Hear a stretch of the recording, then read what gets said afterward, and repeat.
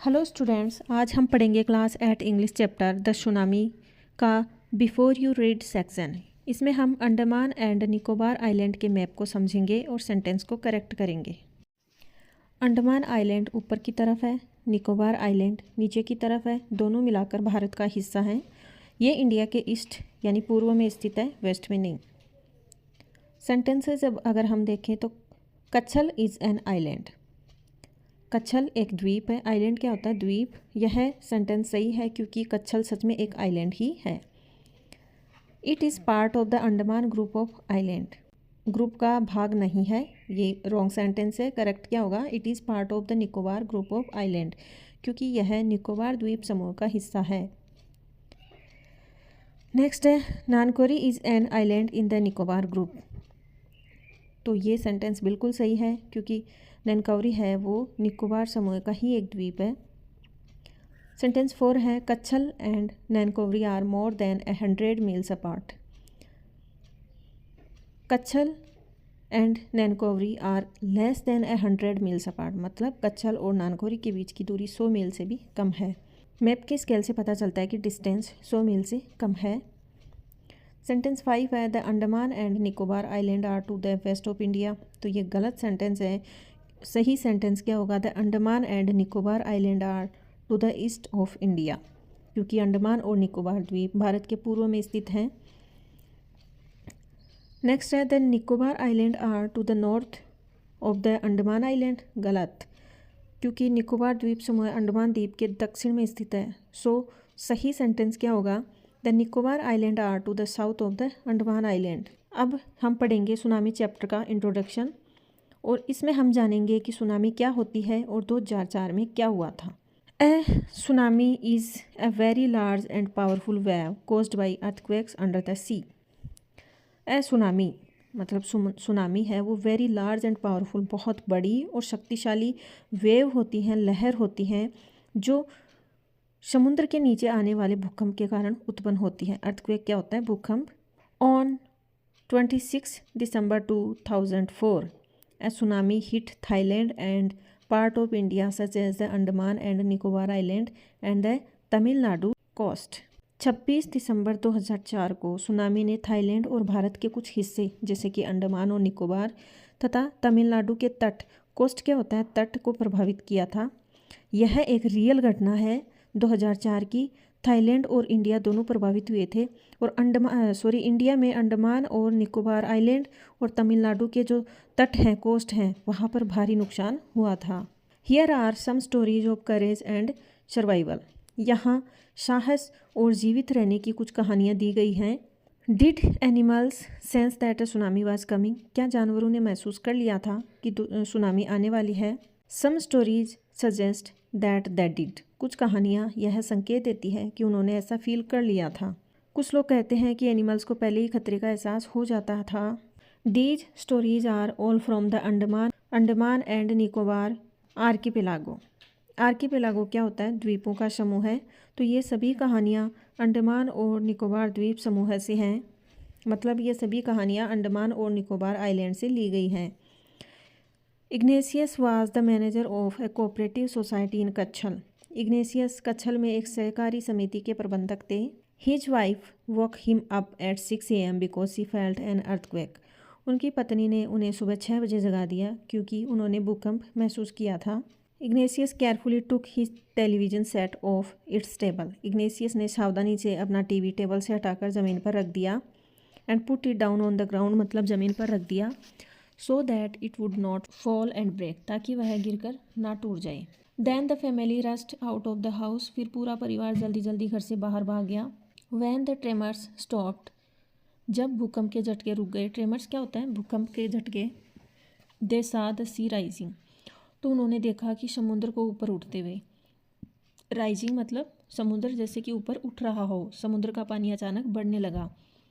In the chaos. Chaos क्या होता है? अफरा तफरी।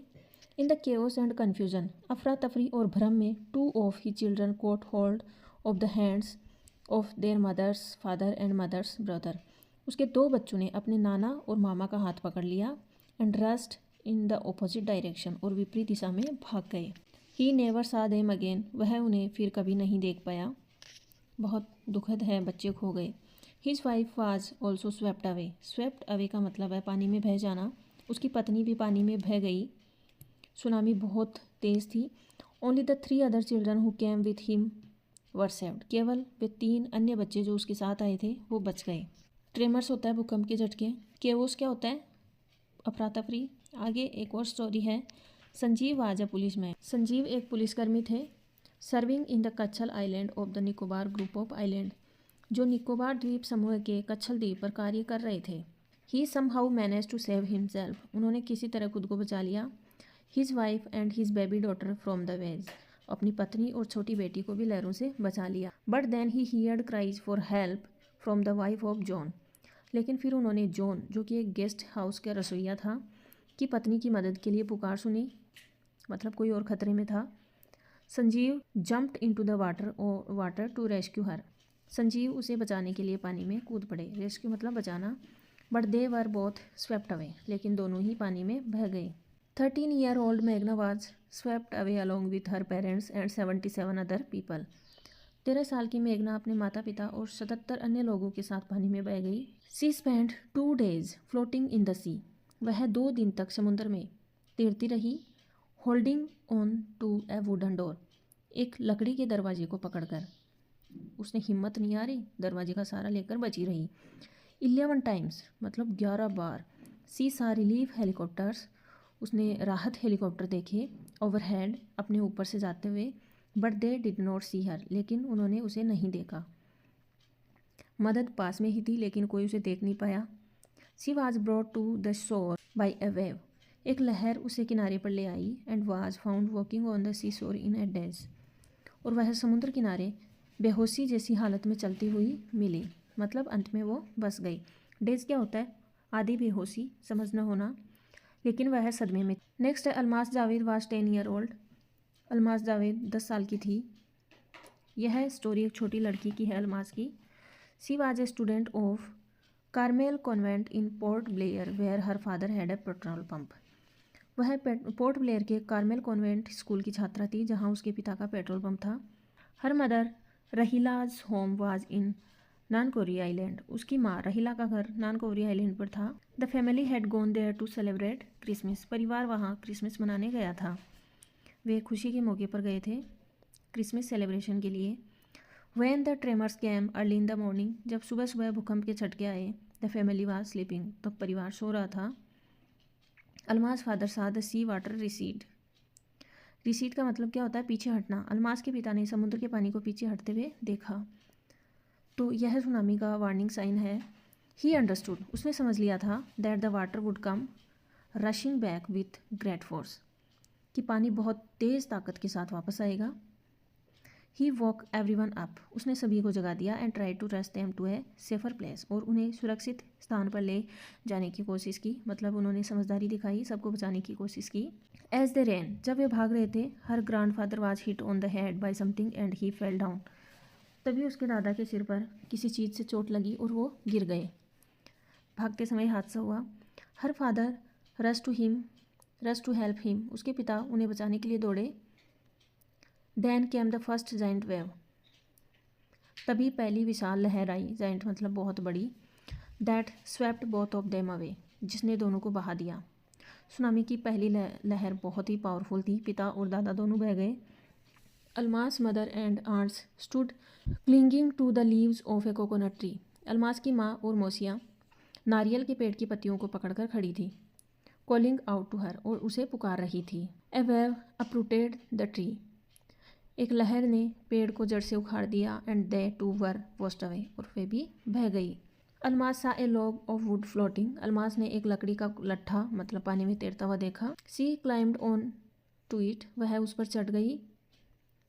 देन सी फेंटेड। और फिर वो बेहोश हो गई। फेंटेड का मतलब होता है बेहोश हो जाना। बहुत ज़्यादा डर गई थी वो। When she woke up she was in a hospital in Kamorta. जब उसे होश आया तो वह कमोटा के एक हॉस्पिटल में थी। मतलब वह बच गई। लोग उसे हॉस्पिटल ले गए। From there she was brought to Port Blair. वहाँ से उसे पोर्ट ब्लेयर लाया गया। The little girl does not want to talk about the incident with anyone. वह छोटी लड़की इस घटना के बारे में किसी से बात नहीं करना चाहती थी। She is still traumatised. Traumatised क्या होता है? सदमे में होना। तो वह अभी भी सदमे में है, मतलब गहरा मानसिक सदमा, उसने बहुत बड़ा दुख सहा था।